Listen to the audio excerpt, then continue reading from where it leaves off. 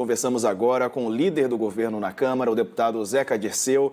Deputado, seja muito bem-vindo. Boa tarde para o senhor. Bom, agora o estrago já está feito, né? A situação já está, enfim, é lamentável aquilo que os nossos repórteres registraram. Qual que é a posição do governo a partir de agora para tentar inibir esse tipo de grupo e para que os trabalhos sejam normalizados, né? Que a rotina seja restabelecida? Boa tarde.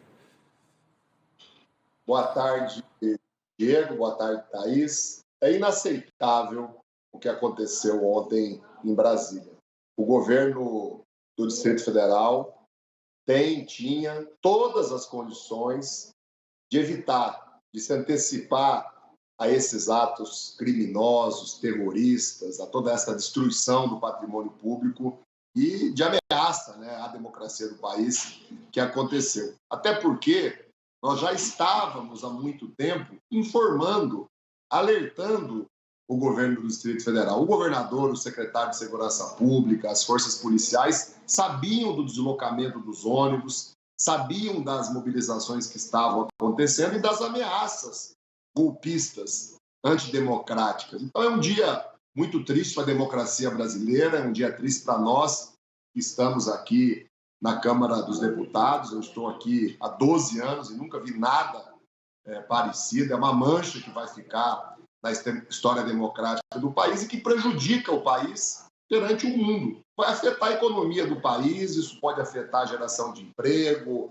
a retomada do salário, da renda. O desenvolvimento do Brasil sofre danos quando um fato tão grave como esse acontece. Mas todos os nossos deputados e deputadas estão mobilizados, muitos já vieram a Brasília, outros estão atuando nos estados com o mesmo objetivo, que é identificar e punir todos os envolvidos, inclusive aqueles que não estavam aqui, que são covardes, mas que organizaram e financiaram, pagaram essa ação criminosa, essa ação terrorista. O presidente da Câmara, Arthur Lira, chamou uma reunião com os líderes para as 13 horas na sua residência oficial da Câmara dos Deputados. Eu vou estar lá. Acabei de participar de uma reunião com os líderes da minoria. Nós estamos aqui fazendo avaliação, inclusive buscando também, quem tiver como colaborar e contribuir, identificar deputados e senadores que apoiaram esse movimento, que estimularam, que divulgaram, que comemoraram. Tanto os que já têm mandato, como aqueles que vão assumir o mandato a partir do dia 1º de fevereiro, serão também rigorosamente punidos, seja aqui no Congresso, como a gente tem recomendado também que se faça o mesmo nas assembleias legislativas, em cada estado, com os deputados estaduais, e nas câmaras de vereadores, nos municípios, com cada vereador e vereadora. A gente já tem relatos, fotos, vídeos, que muitos estavam presentes aqui, participando dessa invasão, de toda essa depredação. Deputado, quando a gente fala de responsabilização, né, por atos como esse, a gente já trouxe aí na sua palavra algumas pessoas que participaram diretamente, mas eu queria trazer para essa conversa e saber a sua análise em relação a isso, sobre as pessoas que de alguma forma influenciaram esses tipos de ataque, né? A gente fala aí desde através do discurso até mesmo pela inércia, simplesmente por não agir numa situação como essa. Quem, nas palavras do senhor, e aí eu queria se pudesse ser nominal, pode ser responsabilizado e vocês vão correr atrás para que isso aconteça por uma situação como essa, por atos de vandalismo como esse? Com certeza, o maior responsável é o ex-presidente da República, Jair Bolsonaro. Ele passou os 4 anos utilizando como método o ódio, a violência, a mentira e, desde a eleição até agora, de uma forma razoável, ampla, não reconhece o resultado das eleições, continua colocando em questionamento, né, a legitimidade das urnas eletrônicas e a lisura muito grande, que todos nós sabemos, que o mundo sabe, que foi o transcorrer aqui do processo eleitoral. A presidenta Dilma sofreu um impeachment, um golpe, em 2015, 2016.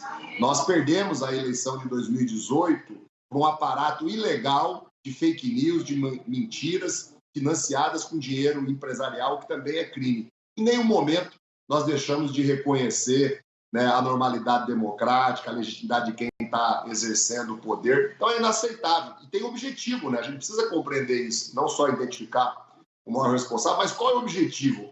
É criar o caos no país, é inviabilizar as boas medidas que o presidente Lula já está tomando para gerar emprego, para gerar renda, para destravar a economia, para restabelecer os serviços da educação, os serviços da saúde, né? O que, no fundo, move os que estiveram aqui destruindo o patrimônio público, o que, no fundo, move aqueles que estão agora nos estados tentando interromper rodovias, paralisar refinarias de petróleo e combustíveis. Não é só uma questão política, não é só o transcorrer do processo eleitoral. Eles querem inviabilizar o país, querem inviabilizar o governo porque são golpistas, porque não aceitam o resultado das eleições e são, na verdade, irresponsáveis, marginais, delinquentes, bandidos, criminosos. É assim que todos que continuarem se juntando a esses movimentos precisam ser classificados e a gente pede ajuda da população. Se você tem foto, se você tem vídeo, se você tem nome de alguém do seu município, da sua região, do seu estado, que estava aqui em Brasília, encaminhe para os canais que o Ministério da Justiça criou. Nós estamos criando os nossos canais também pelo PT, porque o PT vai continuar apresentando ações ao Poder Judiciário, como a gente fez ontem, numa ação muito bem sucedida, com 5 itens, que foram praticamente todos eles, a partir de uma representação de todos os deputados e deputadas da bancada do PT. A nossa ação no Supremo Tribunal Federal foi, em grande parte, acolhida agora de madrugada pelo ministro Alexandre de Moraes. Certo, deputado. Continuando aqui conversando com o senhor, falando um pouco mais sobre esses atos, estamos acompanhando imagens ao vivo, agora de Brasília, vão chegando sobre o desmonte, né? Esse acampamento está sendo desmontado na capital federal, depois dos atos de ontem, já há mais de 1.400 pessoas detidas em Brasília. Agora a gente observa aí as pessoas sendo retiradas, saindo desse local em frente ao QG do Exército. Sobre ainda esses atos de ontem, deputado, alguma outra autoridade pode ser responsabilizada? O senhor mencionou aí o próprio ex-presidente que está nos Estados Unidos. Existe uma possibilidade de extradição? O presidente norte-americano está sendo pressionado por parlamentares, por congressistas norte-americanos também, né, nesse sentido, mas não decidiu nada sobre isso. Qual que é a avaliação do senhor? Quem mais pode responder, não é, por inação, por inércia, diante de fatos tão graves como os registrados ontem aqui no Brasil? A gente espera que o Bolsonaro pare de ser covarde, pare de se esconder lá nos Estados Unidos, junto com seus filhos, que eles retornem ao Brasil e enfrentem as consequências das suas atitudes irresponsáveis, que não são de hoje, que duraram ao longo desses últimos 4 anos. O governo do Distrito Federal, como qualquer outro governo do Estado, tem a responsabilidade sobre a segurança pública, né? Nós vimos alertando e, em todos os momentos, os integrantes do GDF diziam que a situação estava tranquila, estava sob controle, o que nós descobrimos ontem que não era verdade, né? Deputados, senadores, prefeitos, vereadores, deputados estaduais, lideranças de partidos constituídas que estimularam, ajudaram a organizar, estão até agora aplaudindo. É claro que todos eles, por ter um mandato eletivo, por ocupar um cargo público, têm também uma responsabilidade maior. Por isso a gente está pedindo ajuda,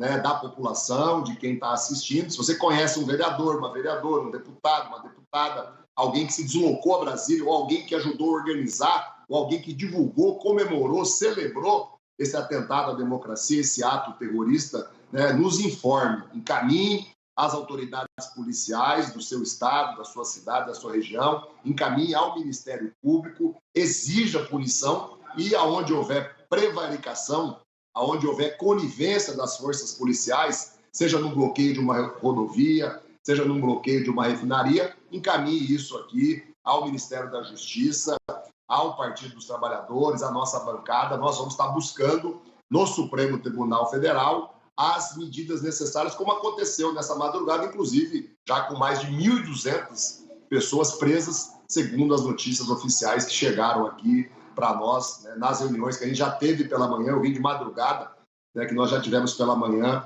aqui na Câmara dos Deputados.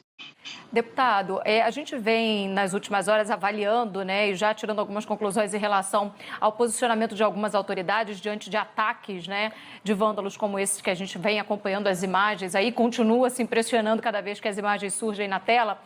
e muito se falou de um silêncio ou mesmo uma falta de protagonismo do próprio ministro, o atual ministro da Defesa, o José Múcio, também dos representantes das Forças Armadas. Como é que o senhor enxerga também o posicionamento do ministro e dos representantes das Forças Armadas diante desse cenário? Eu não vou fazer julgamento de nenhum tipo de ministro, porque quem é ministro está no cargo apenas há 9 dias. Eu acho que é muito cedo para expor avaliações. Claro que internamente, né, junto ao presidente Lula, eu vou fazer isso. Eu acabei de participar de uma reunião da Executiva Nacional do PT, que por ser líder agora eu acabo também compondo, e lá eu coloquei a minha opinião, que não é uma opinião minha, é uma opinião que eu estou ouvindo, né, todos os nossos deputados e deputadas para poder apresentar. Mas tem um fato que ele pode e deve ser destacado. A informação que me chega é que existe, né, há muito tempo, dentro do Palácio do Planalto, onde está a presidência da República, uma estrutura do Exército, um batalhão de defesa presidencial. Imediatamente, os responsáveis por essa estrutura precisam se manifestar.